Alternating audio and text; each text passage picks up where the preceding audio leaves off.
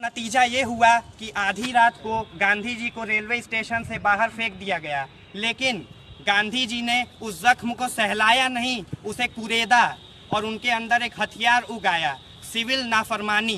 जालिम का न कहा मानना ही सिविल नाफरमानी है और इसी के साथ एक इतिहास की शुरुआत होती है।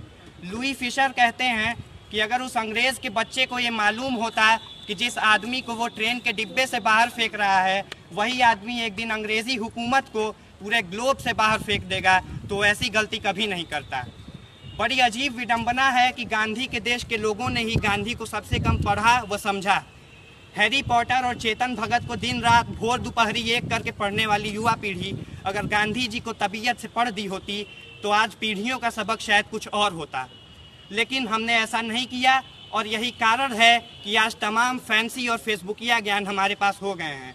जैसे बंटवारे का शाश्वत कारण गांधी जी को मानना और गांधी जी को मुस्लिम परस्त कह देना।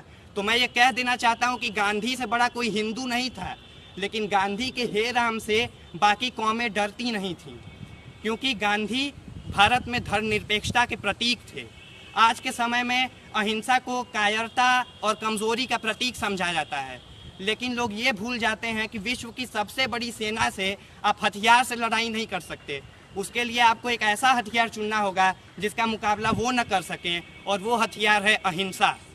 गांधी जी का कहना था कि आँख के बदले आँख फोड़ने से तो पूरी दुनिया ही अंधी हो जाएगी। उनका ये भी मानना था कि ऐसी पढ़ाई जो आपके हुनर को बढ़ावा न दे वो बदतमीज़ी की पढ़ाई है। गांधी जी और तमाम नेताओं और सेनानियों के बलिदानों, आंदोलनों और जेल यात्राओं के फलस्वरूप 15 अगस्त सन 1947 को हमें आज़ादी मिली और हम देशवासी गांधी जी को इतना चाहते थे कि अगले ही वर्ष उन्हें 3 गोलियां मारकर उनकी यही समाधि बना दी। लेकिन गांधी कभी मरते नहीं हैं, क्योंकि गांधी एक विचार का नाम है, गांधी एक व्यक्ति का नाम नहीं है और विचार सदैव जीवित रहता है। अंत में दुष्यंत कुमार जी की चंद पंक्तियों के साथ अपने व्याख्यान का समापन करना चाहूँगा कि खुदा नहीं न सही, खुदा नहीं न सही आदमी का ख्वाब सही, खुदा नहीं न सही आदमी का ख्वाब सही, कोई हसीन नज़ारा तो है नज़र के लिए, वो मुतमईन है कि पत्थर पिघल नहीं सकता, वो मुतमईन है कि पत्थर पिघल नहीं सकता। मैं बेकरार हूँ आवाज़ में असर के लिए, मैं बेकरार हूँ आवाज़ में।